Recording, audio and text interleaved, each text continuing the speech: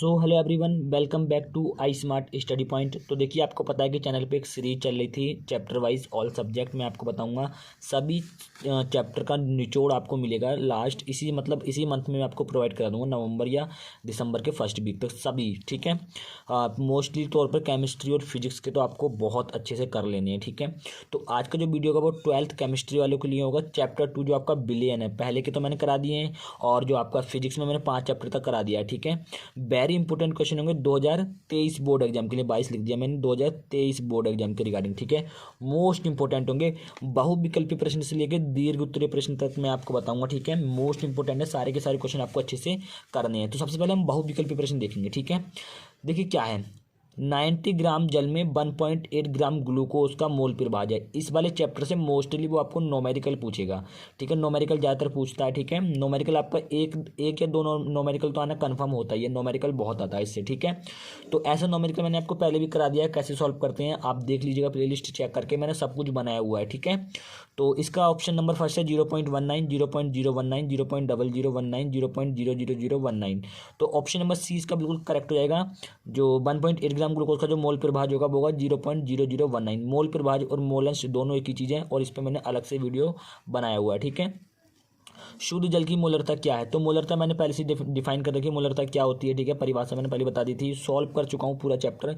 ठीक है, तो इसका ऑप्शन नंबर 55.56, 5.556, 0.18 या फिर 0.018। तो इसका ऑप्शन नंबर ए बिल्कुल करेक्ट हो जाएगा, 55.56। ठीक है, अगला क्वेश्चन है कि किस सूत्र द्वारा मोलर उन्नयन स्थिरांक Kb की गणना की जा सकती है। ठीक है, इस वाले क्वेश्चन पे वीडियो बनाना बचा है, तो इस पर मैं बना दूंगा जल्दी। ठीक है, तो इसमें से Kb की गणना कौन से फॉर्मूले से की जाती है, इस वाले से, इस वाले से, इस वाले से या इस वाले से, नॉन ऑफ दिस, कोई इस वाले से भी नहीं। ठीक है, और ये W ये क्या होता है, ये मैंने सब आपको बता चुका हूँ कि क्या मोलरता, क्या बिले का भार, बिलियन का, ये सब कुछ मैं आपको पहले बता चुका हूँ। ठीक है, आप देख लीजिएगा ओपन करके। तो इसका ऑप्शन नंबर ए बिल्कुल आपका करेक्ट हो जाएगा। ठीक है, अगला क्वेश्चन देखते हैं, क्वेश्चन नंबर 4, निम्नलिखित में से किस विलयन का अणुसंख्यक गुण नहीं होता। तो इनमें से कौन सा विलयन है ऐसा जिसका अणुसंख्यक गुण नहीं होता। बाष्प दाब अवनमन, हिमांक अवनमन, पृष्ठ तनाव, सरफेस टेंशन यानी कि परासरण दाब। ठीक है, तो इसका ऑप्शन नंबर सी बिल्कुल करेक्ट हो जाएगा, पृष्ठ तनाव, सरफेस टेंशन, इसका जो होता है अणुसंख्यक गुण नहीं होता है। निम्नलिखित में से किसका परासरण दाब सबसे कम होता है। परासरण दाब मतलब सबसे, इसको मैंने पहले से, इसका फॉर्मूला होता है पाई V = NST। ठीक है, ऐसे करके फॉर्मूला होता है, तो इसको मैं पहले से ही डिफाइन कर चुका हूँ। ठीक है, तो इसका सब ऐसा कौन सा विलयन है इसमें से जिसका परासरण दाब सबसे कम होता है। स्वर्ण विलयन, पोटेशियम क्लोराइड विलयन, मैग्नीशियम क्लोराइड विलयन या फिर एल्यूमिनियम फॉस्फेट विलयन। ठीक है, दिख नहीं रहा आपको, अब दिख रहा होगा। ठीक है, एल्यूमिनियम फॉस्फेट विलयन। ठीक है, तो इसका ऑप्शन नंबर ए बिल्कुल करेक्ट हो जाएगा, स्वर्ण विलयन। स्वर्ण विलयन का जो परासरण दाब होता है वो सबसे कम होता है। अब आगे आते हैं। ठीक है, आगे देखिए अति लघु उत्तरीय प्रश्न देखेंगे अब हम। ठीक है, अति लघु उत्तरीय प्रश्न जो आपके एग्जाम में 2 नंबर में पूछता है।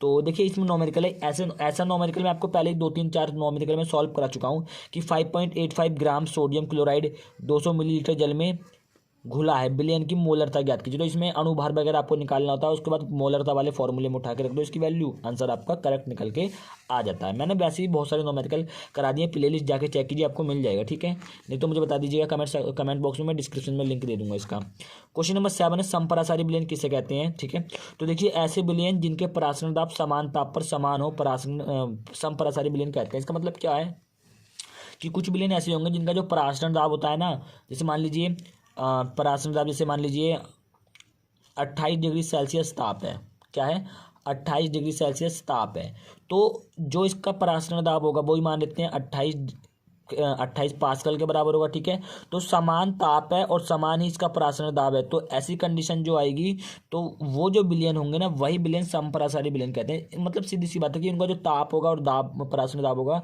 वो इक्वल होगा। ठीक है, ऐसी कंडीशन में जो बिलियन होते हैं वो सब समपरासारी बिलियन कहलाते हैं। ठीक है, समझ में आया। अगला क्वेश्चन देखते हैं, 8वां क्वेश्चन है, बिलियन की मोलरता की गणना कीजिए जबकि 440 ग्राम विलायक में 220 ग्राम NaOH सोडियम हाइड्रोक्साइड घुला हुआ है। ठीक है, इसी की तरह ये लगभग हो जाएगा। बहुत अच्छा क्वेश्चन है, बढ़िया है। ठीक है, अगला देखिए 2.2 देख लीजिएगा इनको, अगर मुझे आपको नहीं मिलते हैं तो मुझे बताइएगा कमेंट सेक्शन में, मैं आपको लिंक प्रोवाइड कराऊंगा। जब आप मुझे बताएंगे तभी तो मैं आपको प्रोवाइड कराऊंगा। ठीक है, नहीं तो ऐसे इस पर तो मैंने वीडियो बनाया हुआ है। अब अगर इसमें मैं सॉल्व करूंगा इन्हें तो वीडियो 1 घंटे के आसपास पहुंच जाएगा, 1 घंटे नहीं 40-45 मिनट के आसपास पहुंच जाएगा, और इतना नेट मेरे पास अभी अवेलेबल नहीं है कि मैं इतनी लंबी वीडियो अपलोड कर सकूं। ठीक है, तो आगे देखते हैं, क्वेश्चन नंबर 9 क्या है। 2.25 ग्राम ग्लूकोज अणुभार इसका जो होता है 180 होता है। इसको जो है 25 ग्राम जल में घोलने पर हिमांक में 0.93 डिग्री सेल्सियस की कमी होती है, ताप में कमी हो जाती है उसके। जल के मोलल अवनमन स्थिरांक की गणना कीजिए। ठीक है, वैसे ये क्वेश्चन इतना इंपॉर्टेंट नहीं है लेकिन इंपॉर्टेंट भी है क्योंकि ये क्वेश्चन आ भी जाता है बहुत बार, क्योंकि इसीलिए मैंने इस पर वीडियो बनाया हुआ नहीं है, लेकिन मैं कोशिश करूँगा जल्दी इस वाले क्वेश्चन पे वीडियो बना दूँ। ठीक है, आगे देखते हैं लघु उत्तरीय प्रश्न। ठीक है, लघु उत्तरीय प्रश्न देखिए आपके एग्जाम में पूछे जाते हैं और बहुत अच्छे प्रश्न है ये। क्या है, 79 ग्राम जल और 92 ग्राम एथिल अल्कोहल के मिश्रण में दोनों का मोल प्रभाज ज्ञात कीजिए। मोल प्रभाज बहुत इंपॉर्टेंट है, इससे बहुत बार मोल प्रभाज आ चुका है कि मोल प्रभाज को समझाइए। ठीक है, तो ये लघु उत्तरीय प्रश्न है आपके।